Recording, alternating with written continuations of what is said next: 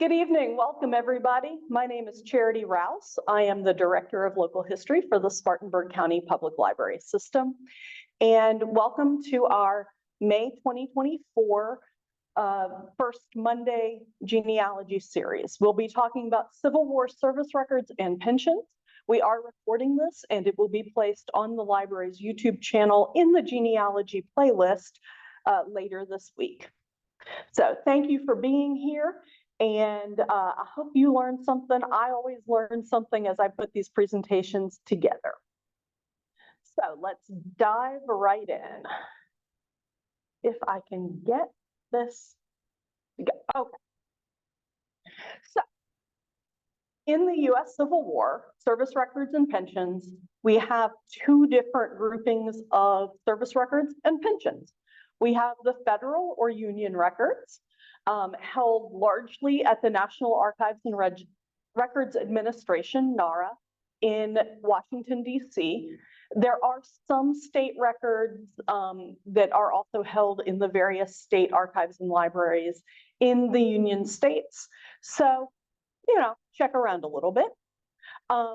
There are service records, there are pensions for the service member, the widow, underage children, dependent sisters, mothers, etc. So it just depends on what happened to the person you're researching as to what records there are. There are also Confederate records for those in the 16 Confederate states and or served in Confederate units.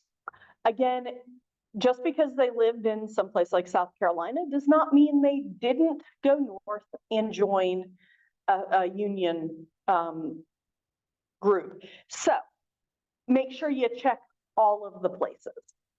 Service records, by and large, compiled service record files are on fold 3 for Confederate records, but Confederate records, by and large, are held at the state level, and it's either a library or an archive. So Library of Virginia is the official repository for Virginia. The Department of Archives and History is the official repository for South Carolina.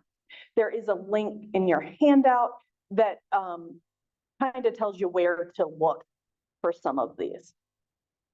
Now, for Confederates, the pension acts vary by state. So when they were offered, what was offered, who got what, if anything happened, that's going to depend state by state by state. So we'll look a little bit at what South Carolina offered, because that's where I'm located.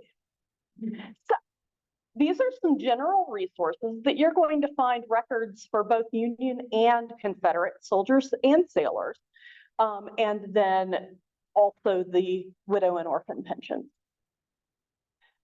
So you might not think of the National Park Service as the first place to look, but I highly recommend their Civil War Soldiers and Sailors database as a fantastic starting point. It's a work in progress, but a lot of good information, especially at the unit level. This is a screenshot I took earlier today of the current website, and you can search by various sections. And so if you know that someone is a soldier, if you know that someone was a sailor, choose the appropriate category and then start drilling down from there with name, with where did they serve, and this does count both Union and Confederate. So I did a search for Jessie Decker, a random name a little bit. My second great-grandfather's oldest sister married a Jessie Decker from New York State in 1866. Prior to her youngest brother, my second great-grandfather, being born in 1867. They did not meet in life, but they corresponded and had fond regards for each other. So her husband, Jessie Decker, was serving in the Union Army when they met, and I want to know a little bit more about him. Well, running into some roadblocks here, but we'll talk about it. So I did a search for Jessie Decker, and I got 2,857 results. So I did a little bit of, okay, I know he was Union, and I know he was from New York. And so I got Jesse R. Decker, which is the correct person. And it tells me a number of things about him. It's not comprehensive, but it gives me enough to get started with the research. Gives me the battle unit name of the 2nd Regiment of the New York Mounted Rifles, side Union, Company A, soldiers rank in, private, soldiers rank out, sergeant. Alternate name, and that is a microfilm roll number where you can find more information. A lot of those microfilm rolls have been digitized and are on fold free. And we'll talk a little bit more about that. And then sometimes there are additional notes. If you click on the regiment, you get information about that regiment, that they were part of the New York Volunteers, and you get an overview of where they came from, where they served, major battles they were involved in, and those dates, and a little bit of an overview that their regiment lost during service, 8 officers and 94 enlisted men killed and mortally wounded, and 1 officer and 112 enlisted men by disease. Total lost or mortally wounded, total 215. So again, this gives you an overview of what the unit was doing, what type of battles they were in, that kind of thing. Because you can click on all of those hyperlinks and see what that battle exactly was like. Because this is the National Park Service. They manage all of these park sites and battle sites, or many of them. Some of them are state parks, at least in Virginia, but National Park Service works with them. So this is a great place to get started so that you can find unit name, you can find a little bit about where they were from, where they were serving. Fold 3 is another great place to go. This is free with your library card via our learning tools at Spartanburg County Public Library. If you are one of our friends from around the country, do check with your local library to see if they have Fold 3 in their databases. If they do not, you can always make a request. And depending on budget, depending on request, and how good an argument you can make for them, for the database, they may be able to add that to their databases as well. You do need to create a free account to be able to see the images. This is very similar to what Family Search will ask you to do. And it layers with the library subscription. It was timing me out about every 20 minutes today, so I don't know what was going on with that. But your mileage may vary on that. That may be something we've changed on our side too. I don't know. Don't search from this main search bar that you see in this image, the screenshot. When Fold 3 started, it had, maybe 100,000 records, maybe. And now it has 670 million records. The search mechanism from the front page has not scaled very well. So you need to help Fold 3 help you find your information. They now have things from the United States, Australia, Canada, New Zealand, and the United Kingdom. And so you need to make sure that you are looking for United States records if you're looking in the United States. And you can see that they divide it up by area of conflict. And then they do have some records that are not military related. They have some Native American and African American records that you may want to check out. So go to the particular type of record you're looking for, think it through, and then choose that sub-collection. And you can run a search from there, or you can go into their publications. That's what they call each of their collections in their records.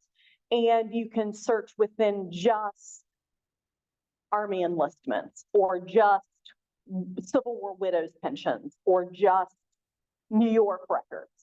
So you're going to want to help the computer help you.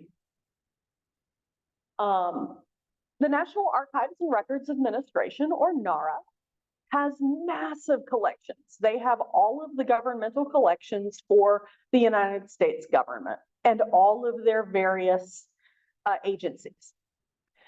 They have, I think, 21 sites around the country, not including the presidential libraries.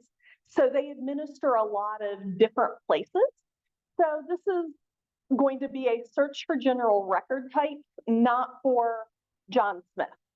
Don't go in expecting your ancestor's name to pop up in their catalog, unless your ancestor was a president or someone of equal stature. Pay attention to what facility the records are at in the catalog, because a lot of these records are still in boxes with other paper. They are not necessarily digitized and online. And they are in record groups that have millions of records. So again, you got to drill down and figure out what you want to find, and then you may find that it will give you a see also, hey, we partnered with Ancestry, Fold3, Family Search, other sites to digitize the part you're really interested that has the names. And so you've got to kind of look in the larger picture. The building you see is one of the National Archives buildings in DC. There are 3 of them. And this is the one that's the National Archives building, but there's Madison and Jefferson buildings as well. And there's I don't remember what the 3rd one's name is. I've been there. And then a lot of records are held at Archives 2 in Maryland. The closest archive site to where I'm standing in Spartanburg is in just outside of Atlanta, Georgia, in one of their suburbs. So you may find things in a regional archive, depending on what you're looking for. But take a look at archives.gov, and they have a lot of finding aids. They have a lot of how-tos, and you can hopefully find some ways to connect into records that you're looking for. Ancestry.com and Ancestry Library Edition have a lot of military records, or at least indexes to a lot of records. And they also have pension records. I did a card catalog search in Ancestry Library for pension, and there were 30 collections that had the word pension in them. Now, not all of them were from the United States. The top hit there is the UK Royal Mail Pension and Gratuity Records from 1800 to 1870. And you keep going down, and so it's a mixture of United States and other places around the world. But you may be able to find at least an index for what you are looking for, and that index will tell you where to go next. FamilySearch.org also does have military records. Again, this time I did limit it to the United States, got a little smarter with my search, and did a subject search for pension. I could have also done a keyword search for pension. But again, when a site has billions of records, you're going to want to help it narrow down so that you don't have to go through 100,000 records. You can go through a more reasonable amount. Now, I do consider about 2,000 a kind of reasonable amount, but you can keep working it down and choosing the things that are relevant. Each of those subject headings has collections under it, and so you can go and look through those. Family Search does require a free registration, a free login. And if you are in one of our libraries or on our Wi-Fi at any of our locations, we are a Family Search affiliate library, and there are some records that you can get to through us as an affiliate and not just at home. So if it says you need to be at an affiliate library, come in and see us. But a vast majority of their records are available from home at 2 a.m. in your bunny slippers, as my friend Judy Russell, the legal genealogist, would say. So, one in book form collection that we have in the Kennedy Room is the War of the Rebellion series. some of these volumes are digitized on Google Books, Internet Archive, and places like that. They can be a little finicky to search online.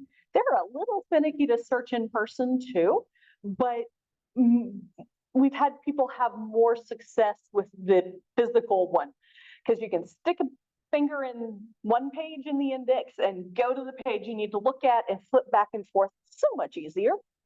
The boxes on the left are protecting a very old set.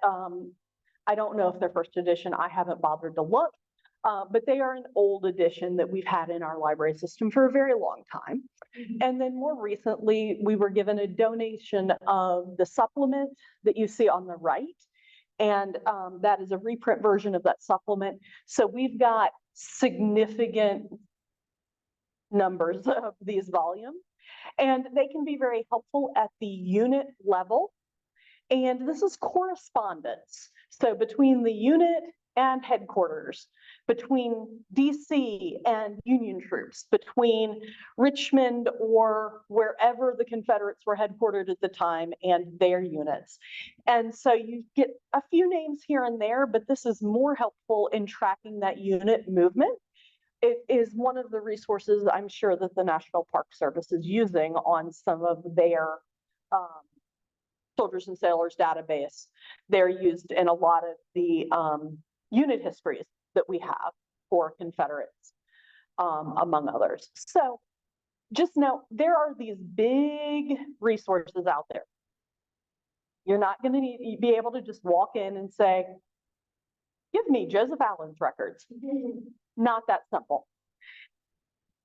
So let's look specifically at service records. And we're going to do service records, and then we'll do pension records. The Union or federal records, you're going to want to check the indexes, such as the National Park Service's Soldiers and Sailors database. And you're going to pay attention to what your family history and family lore might give hints to where the ancestor may have enlisted, what unit they might have been in. You know, I had this, well, 5 of the Goad brothers were in the same unit. Still not sure why the 6th one wasn't, but it was probably not the wisest idea for the older 5 to all be in the same unit. That mama might have been a little worried. But you'll see a record of one of those in a little bit. You are going to want to look at the Army enlistment collection on the federal level. You're going to want to look at indexes of service and pensions, including widows' pensions, because they have to prove that they're the wife of the person who served and who ended up injured, deceased. When the breadwinner died, the widow was impoverished. Whatever the qualification for that pension act was, whether it's on the state level or the federal level. Some of the service records are on fold 3, but not many, but there is a pretty comprehensive index to the service records. So you're also going to want to check Ancestry, Family Search, and NARA. And this archives.gov research/genealogy/catalog-guide. That's a general guide that gets you to a place where you can keep clicking on stuff for various military records and other collections at NARA. So, service records, most of the Union service records are not yet digitized. The National Archives has partnered with places like Fold 3, but by and large, they are still working through Revolutionary War and War of 1812 records. They're just now starting to get to some Union records. So find the index card, either wait because it's in process, but it may be 15 years from now, or contact NARA, and there's a records request and there are fees associated, or there are also independent retrieval services who will pull the records. So Twisted Twigs on Genealogical Branches, I think is something like that. Gopher records. There's another one that's very much Civil War service one. So there are a number of them. If you're interested, you can Google those, or you can email me and I'll tell you what I know of some of them, which largely positive. I've had records retrieved by Twisted Twigs. Other people have had really good experience with Gopher records. I did a World War II request from another group that specializes more in those 20th century records. So there are people who go to the archives and they will sit in front of those microfilm machines and pull the pages you need. And you've got to pay them for their time and the fact that their eyeballs are going cross-eyed on the microfilm. So, but those service records are not widely available yet. They're coming, they're coming. But what does some of this stuff look like? Well, as I said, I've been looking for Jesse Decker. Well, here's the service records, unfold 3, the service cards for Jesse Decker, who we know served in the Union, and we know he was from New York. There are 2 cards. What those 2 cards tell me is he served in 2 different units. One is mounted rifles, and one was infantry, I believe. So maybe he lost his horse. I don't know. I do know that at some point in all of this, he was wounded. But I haven't been able to find out the details. And I really want to know why he was in Amherst County, Virginia in 1866 or 1865 to meet his future bride, marry in Amherst County in 1866, and then move her to New York. I want to know, because I'm that person. So, because the New York records for those 2 units are not yet digitized, I did well, let's find any other Jesse Deckers. So there's one in Missouri, also in the Union, and this is what his page looks like, and it looks like it's 3 copies of the same Union enlistment. So, because the dates are all the same on the back, I don't know why they microfilmed it 3 times and it got digitized, but I'd rather have it 3 times than 0. So this Jesse Decker, you can see his signed name. So if that is your ancestor, you are doing that genealogy happy dance that you have a signature from 1862, I think. And then at the back, declaration of recruitment. He's saying, yep. So, sorry, 1864. He was at the end of the war. And so you get to see, and if he had been a minor, you would see the consent in case of minor. The Union had a lot more paper than the Confederate, and they had a lot more printed forms. So some of them are a whole lot more reader friendly because they are printed. Speaking of Confederate service records, most of the compiled service records are digitized and available on Fold 3. So at some point, probably during the 30s, with the Works Progress Administration, but I don't know that. That's my guess, not my knowledge. They had masses of clerks that were copying records from all of these various state archives and Confederate service rosters and things, and making Confederate service records. They were also doing this for the Union troops, but they had a head start on the Union troops. These were then microfilmed, and we have the South Carolina ones on microfilm. They are arranged by unit. So you have to go to other resources to find what unit to then go through page by page. They're not quite alphabetical because they're by unit and they're by company within the unit. So they may be alphabetized within the company, but you're gonna have to do some digging. But these are on Fold 3. And so it's a federal compilation. Now, Also check with the appropriate state archive or state library, depending on who is the official repository for that state, to see if they have more information.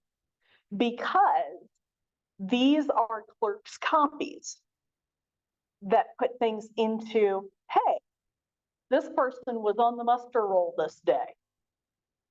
Here they are. But you can go see the official muster roll, which is the list of all of the names. So that might end up being helpful.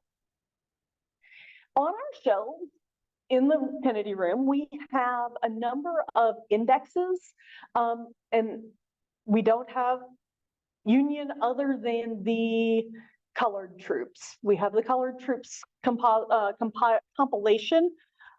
We don't have any of the other Union compilations. And we do have specifically North Carolina and South Carolina in the blue and white books that are in the center there. Those are the Confederate service record or Confederate indexes to service records for South Carolina. We do have a set that is across the Confederacy. We are in the South. Most of the people who are researching here are researching people who served in the Confederacy, so that's what our collection has. Again, some people from the upstate did go into other places and serve in Union companies. So you may have to look both places. Check for unit histories. The books on the right-hand side, those gray books, are compiled unit histories for some of the larger units. So the 8th South Carolina is part of one of those larger books. I don't know if it's one of the ones that's right there in the picture, but the day that my second great-grandfather got captured on the Winchester Pike, when they were on picket duty and kind of goofing off, according to the source cited in the large unit history from the neighboring unit scribe, you get a little bit more information about what was actually going on. And someone has gone through all of those War of the Rebellion series and other resources to compile this history for this one chunk of troops. So, is it easy reading? No. But can it be helpful and very informative? Oh, yes. So you're going to also want to look at the Confederate compiled service records from NARA, which again are on fold 3, and at the state archive or library where the person served. The books with the battle flag of the Army of Northern Virginia, those have South Carolina units in a little bit more of a abbreviated form. So it does list the officers and where they were rostered in and those types of things. And it divides it up into PD, Midlands, Upstate, and then the ones that don't fit in any of the other 3 categories, because some are statewide, some were very loosey-goosey militia type units. So, but it covers most of them. You just kind of have to know where your person's unit fits into things. So from fold 3, Evander Gardner, who was my second great-grandfather, John James Rouse's brother-in-law, who was also in the 8th South Carolina.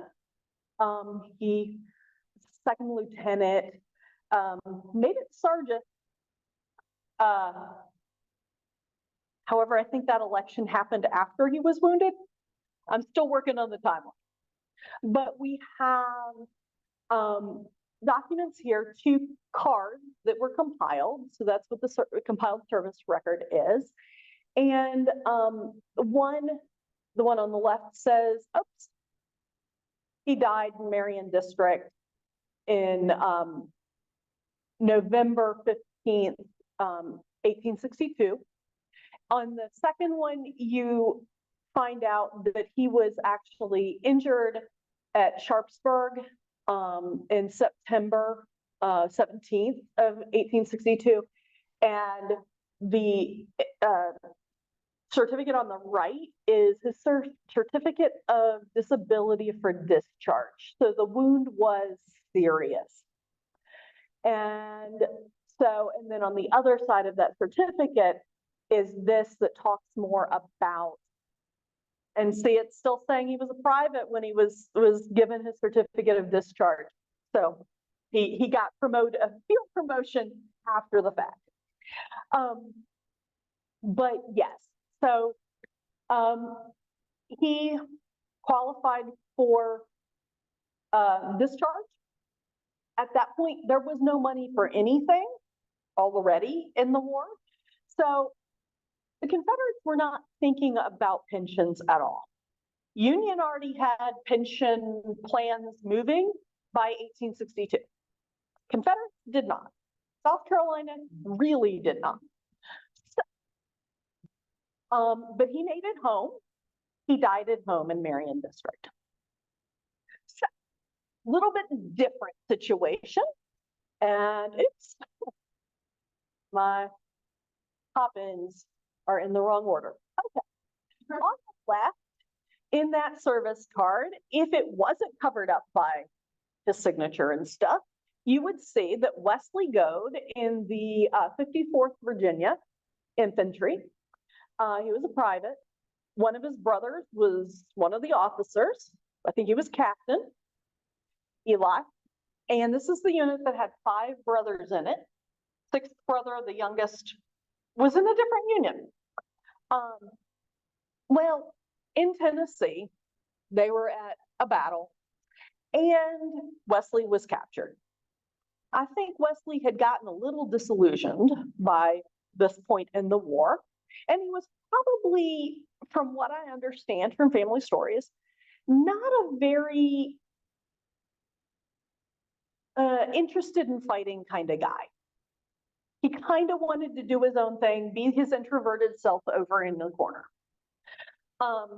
This family, there are not many extroverts, and at family gatherings, they tend to just gather and go to their corners, which defeats the purpose of family gatherings. Anyway, Wesley signed the oath of allegiance, and it's on this large piece of paper, and I've got the blow up here, and he is second full line from the bottom. So Wesley Goad, 54th Virginia, from Carroll County, Virginia. He was blonde, he was dark, he had blue eyes, he was 6 feet. All of this jives with the pictures we have of him. And Wesley Goad, that is his signature. You can see the signatures are different on each of those lines. That's how you know it's theirs, except for the ones that have an X that say his mark. Wesley Goad signed his own.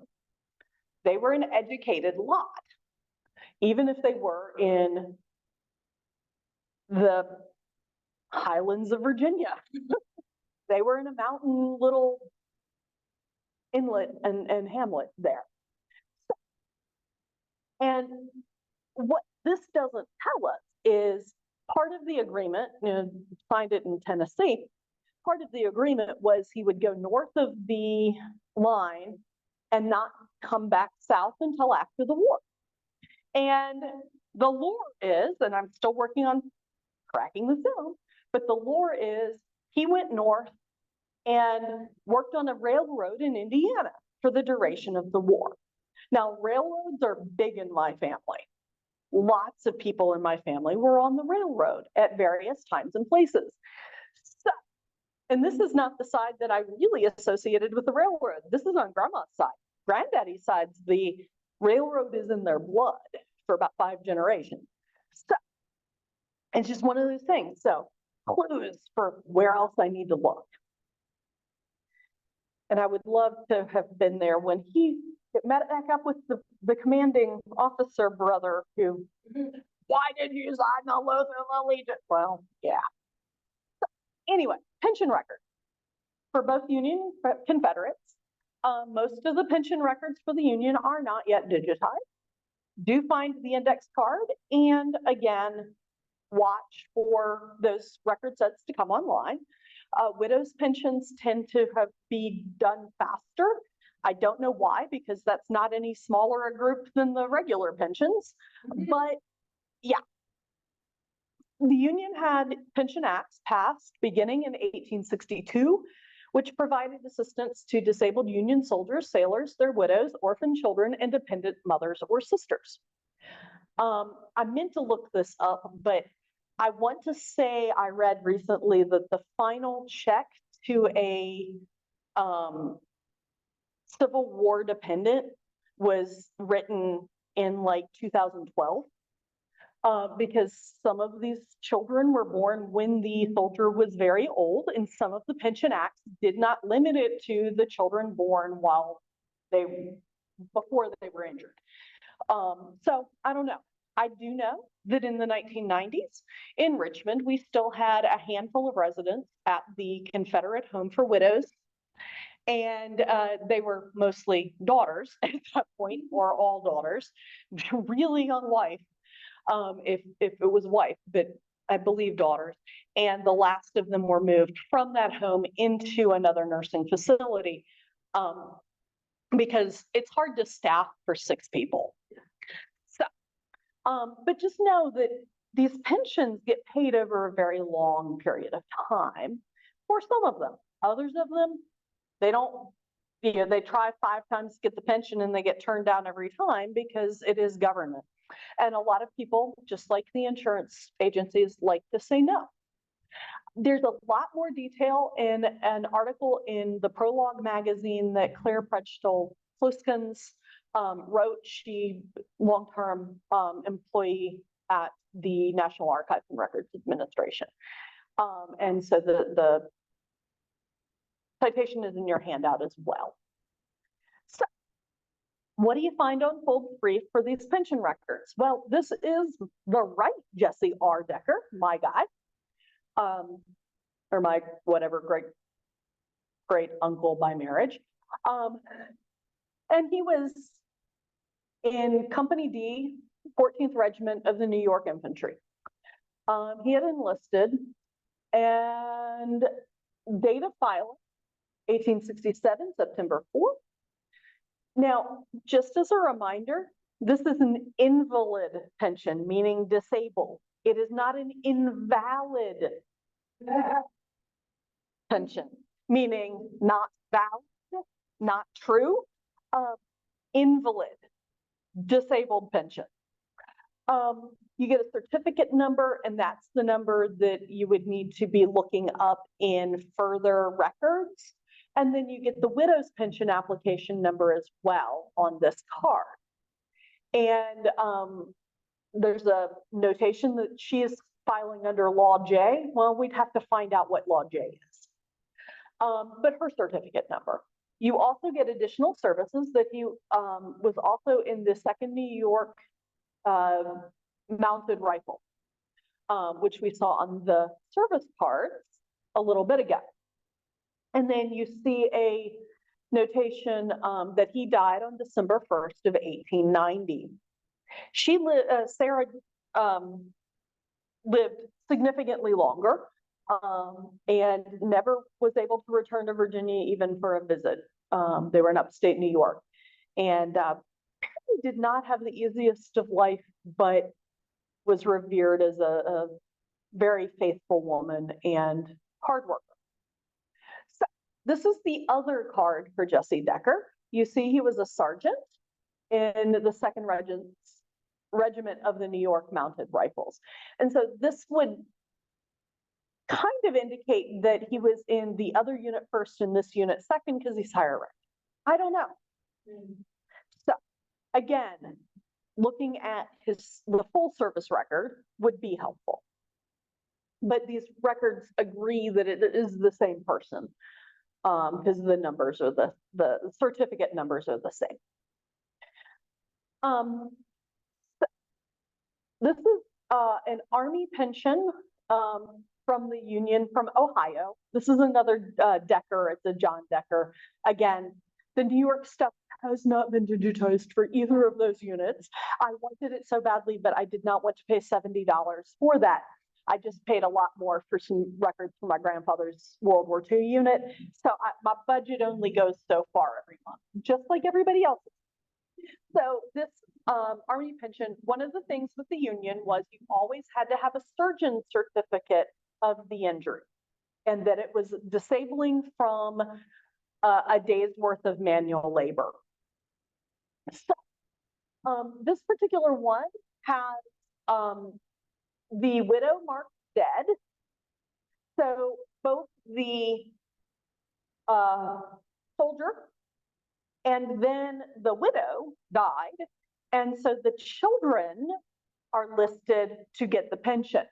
On this widow card here, it does list the children and their birth dates, and the certificate date, and she got her the payments, I guess, started in March of 1868, it looks like. It was an act of June 1862. And then this is a claim for increase of widow's pension, and also still lists the minor children. And then the evidence of the minor children's dates and places of birth. You couldn't just say, well, they were born in January. You have to actually give the dates, and there has to be a reasonable understanding that the soldier was the parent of said children. And there were about 20 pages in the file. I only did the kind of more interesting one. But it gives you an idea of what those files are like. For Confederate pension records, these pension acts were enacted at the state level, which means every state is different. And it's one of those situations where you're just going to have to check, because Alabama is going to be very different than North Carolina, which is going to be different from Virginia or South Carolina or whatever state. A guide to where to begin is from the National Archives /research military /civil-war /Confederate-pension-records. And that is also in the handout.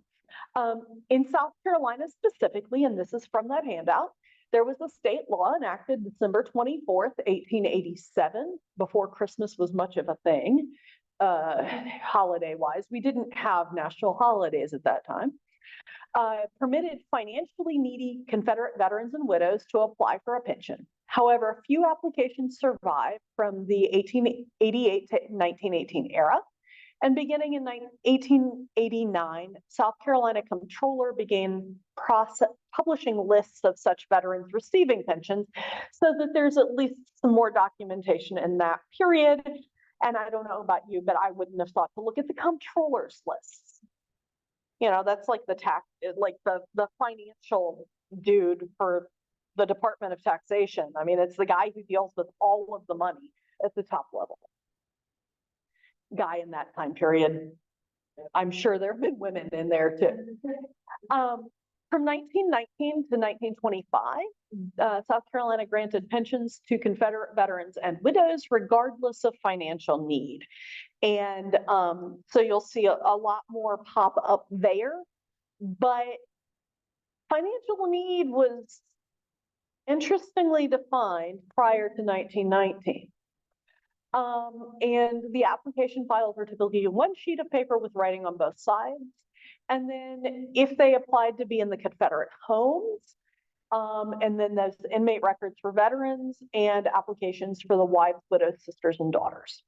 If they were dependent on that person for livelihood. And through the 50s, which is when that record set goes through, women may or may not have been able to support themselves outside the home. Just depends. So this is application for my second great grandfather's widow. Actually, yeah, widow. Joseph Allen in Latta, South Carolina. He died December of 1918, and no, I cannot find a death certificate, and it's driving me nuts. I have proof of death right here. Anyway, Marion is applying, and financial need is one of those things. 1919, you didn't have to show financial need. You just had to show you were a widow. So she did. She owned the house they lived in. She owned some other property. I have her father-in-law giving her property instead of Joseph's property. There's something there, but I haven't been able to track it all down. So, but it's a 2-page front and back, and they're quad folded in these little packets. So Sarah Jane Gardner, the wife of Evander McKeever Gardner, whose service file we saw a little while ago, the one who was killed or wounded at Sharpsburg and died at home. This is her. So he died in 1862, November of 1862. And she finally was able to apply and get a widow's pension in 1919. Financial hardship is one of those weird things. She was already living in the poorhouse in Charleston at the time of this application and had been for a number of years. So why she hadn't been able to qualify for the previous pension, I do not know. So, but in this file, there is the additional piece of information that states that her husband, Evander, was in the company of the Company A of the 8th Regiment of the South Carolina Infantry. So this is the service record proof for her. So, you know, Sarah Jane had already outlived her only child, their only child, who died in about 1905, and been kicked out by her son-in-law after the daughter died and when he remarried. And that's why she was in the poorhouse, or one of the reasons. Now, she did work outside the home, but it would have been manual labor because she was not as educated as her brother. Her brother was a town clerk and treasurer in Latta.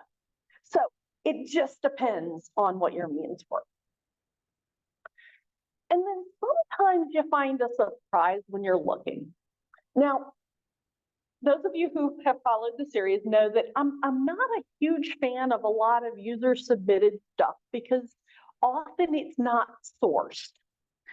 And I'm kind of picky that I kind of like sources because I'm skeptical. If you tell me that it's somewhere and there's no source and it's not a logical conclusion, you know, dates are off by 10 years. Grandparent is 20 years younger than the grandchild. I get skeptical. However, sometimes you find people who have made it their research focus to do something really cool. And the Civil War is not my focus in research, not what I'm interested in. But a distant cousin, and I have no clue how we're related, Donald Goad of Monticello, Indiana, has placed on fold 3 in the memorial section some documents similar to what I'm going to show you for that Wesley Goad whose signature we saw on the Oath of Allegiance. Donald Goad has done this for every Goad he has been able to find in both the Union and the Confederacy. Doesn't matter. He knows that anybody with the surname G-O-A-D has to be related because we all descend from one Abraham Goad who was the immigrant in 16 whatever into Virginia. That is kind of the working conclusion of the family because all roads lead back to him or his sister. So he has put together these multi-page source documents that give general soldier and regimental information, some general genealogy information as to where do they fit into the tree. He has put these people into a master goad tree. And this was done a number of years ago. But there's a picture of Wesley Goad on that second page. There is a picture of his tombstone that has been placed, military tombstone, in the cemetery. I have tried to go to that cemetery, but it is now in the middle of a cow pasture, and we could not figure out how to safely navigate to the cemetery without coming aground on rocks in the pasture in my mother's brand new 4-wheel drive. So we decided to turn back and just trust that in those trees by the old farmhouse that my mother remembers visiting as a child, that, yeah. But you see the Goad family tree for that chunk of the Goads, and you see the bajillion siblings. And it keeps going. Residence information, the regimental information for both the 54th Virginia Infantry and the Carroll County Militia. The Civil War service timeline. When was he where in the war? Civil War documents. He's pulled all of the documents from that file and placed them in context in this document. And those documents continue down, and he transcribes each of those documents. And then he talks about the prisoner of war record, which we didn't look at because I haven't tracked it down yet, other than what's cited here. I know it exists. Additional prisoner of war record, different dates, because like anything else, they would take roll periodically, and when they would transfer somebody in or out, there would be a record. Most of those survive, not all of them, and not for all of the prisoner of war camps. And then the Act of 1902, he has the application of the soldier, sailor, or Marine for pension. And his would have been infirmities of age, as far as I know. He was a farmer. I've been on that property. I've been within, you know, a stone's throw of that house. They left the house to their two unmarried daughters. Very cool. And then the auditor of public accounts requests for official records, things that are in the thing, a little write-up, paragraph or two of, hey, this is who he was, the amnesty oath that we saw earlier, and then the general index cards. And then in the Virginia Regimental History Series, which is the Virginia version of those big gray books that Broadfoot has put out for South Carolina, and I think they do a series for North Carolina as well. And but in the 54th Infantry book, he went and he pulled the various things out for him.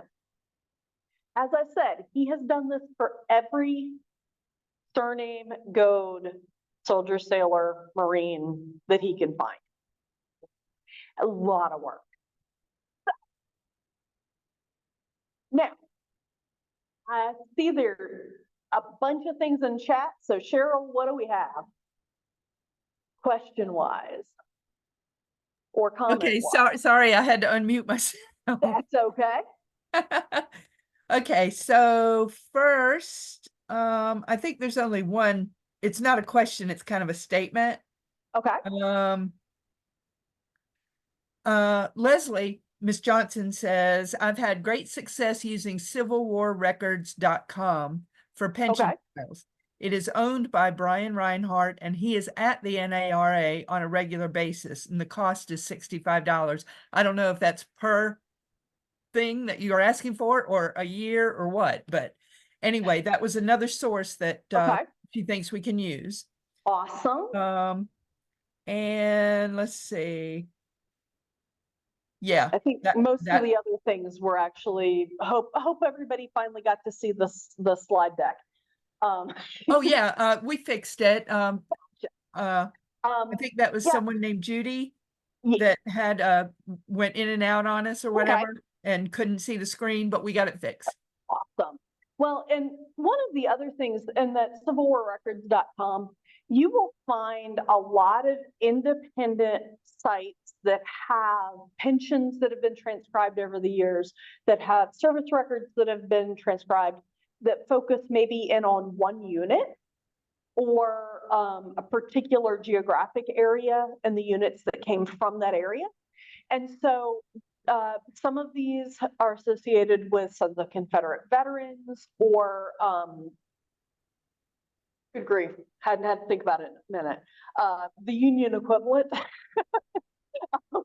It's not Sons of Union Veterans, but I don't remember what the official group is. Or reenactment groups, because a lot of the times they like to pick a character, a person to represent in the various demonstration battle reenactments. So yes, you may find things at various places. There has been a little bit of a trying to gather in, and yeah, okay, so Leslie said for Yeah, Brian it's Reinhardt, 65 right. per pension file. Right.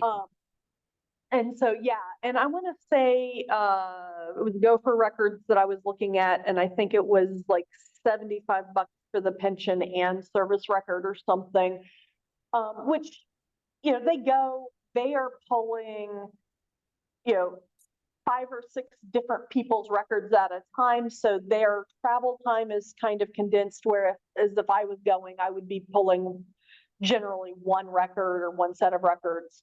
Although for service records, I'd be pulling a lot more, but I've got them in South Carolina and Virginia, and some of them are National Archives and some of them are not. And, you know, I may have to contact New York for Jesse Decker. I don't know. Well, I do have a question of my own. I had a researcher tell me one time, because you know I love using the Civil War books that we have. Okay. Yes, the War of the Rebellion. Cheryl is our expert in those. Yes. In the Kennedy room. He told me, he said, you won't find a lot for the Confederate records because the Confederates burned them because it was actually treason. And so I guess my question is, are Union records more prolific and easier to find, and there's more of them than there are Confederate records? Probably, yeah. And that may also be one of the reasons why the Confederate compiled service records have been digitized and are available on Fold 3, and the Union have not yet. Yeah. Because again, they had more resources. I would say by the end of the war, nobody had resources. Let's just be frank. But it's just one of those situations where more may have survived because DC had less ransacking than Richmond did by the end of the war. And the Confederate headquarters moved a couple of times. And so stuff went by the wayside there. So, yeah. But also, it just, you know, some people may have destroyed records at the end of the war to destroy evidence. Yeah. Because, yeah, the reason you had to sign an oath of allegiance at the end of the war, if you were a soldier or a sailor, was because you had been fighting for the losing side. Some people never did sign that oath of allegiance. They couldn't vote in federal elections after that. But even, you know, after the Revolutionary War, we also had people who didn't sign the oath of allegiance at that point. So, you know, it just depends. I mean, anytime there is a war or a conflict, someone is typically acknowledged as the winner and someone is typically acknowledged as a loser. Now, there are conflicts, War of 1812, Vietnam, where it was a draw. By and large, a lot of fighting for not a lot of progress either way. So it just, yeah, it does depend. But records, when they survive, can be really helpful to kind of figure out what did happen. So I just love those books simply because if you find out the unit and everything, you can look up and you can read, well, the ones I've seen almost daily, what's going on in that camp and what your ancestor may have experienced on that Mhm. particular day. So it just fleshes it out for the researcher. Yeah, and it's just one of those things that you always hope that the record survives for your ancestor. Oh, yeah. And then you do have to flesh out with other records. These widow pensions are great, but what I know about those two widows that I highlighted, well, Marion was a landowner and she had multiple pieces of land. I'm starting to wonder if Joseph had PTSD or whatever they called it pre-shell shock in World War I, whatever they were calling PTSD after the Civil War, because he was never the owner of any of their property. She was always the owner, even when it came from his family. I can understand when it came from her family. And pre-Civil War, both of them are on the deed. But, by 1870s, the South Carolina Constitution had changed and women were allowed to own things. And so at that point, she is the sole owner of all of their property. And she left the house that they lived in and ran a boarding house after he died, with some of her unmarried and widowed daughters, my great grandmother included, through her death in 1927, I think. And so she left the house to the single daughter. And so I guess it was a way to allow her to be self-sustaining. But two of the other widowed sisters, after my great grandmother moved to Norfolk with her 3 kids, ended up also helping run that house at various times as a boarding house. And they were known as being good cooks. I have the pound cake recipe. So, the things that make our family history more interesting and the ways our ancestors interrelate with history around them. The Civil War, whether or not you wanted to choose a side, you had to choose a side. Some people changed back and forth, just like they did in the Revolution here in the upstate with the Patriots and the Tories, but Civil War was the same way. And some people were much more interested in supporting the fighting and whatever cause they thought was the cause. And then some were disillusioned by all of the gore and senseless killing. And so it just depends. So I totally understand Wesley going north and going, I'm gonna work on the railroad. I totally get that. But I also get his brother who they married sisters. I mean, it's double cousins, everything on that side. Well, that's all he was a much more into things because he was an officer. And you generally didn't get to be an officer unless your heart was a little bit more in the cause. Although Robert E. Lee would disagree. Okay, well, that's it for the questions. Yeah. But I think everybody had, I think everybody learned a lot. Yeah. I know I Well, do. Yep.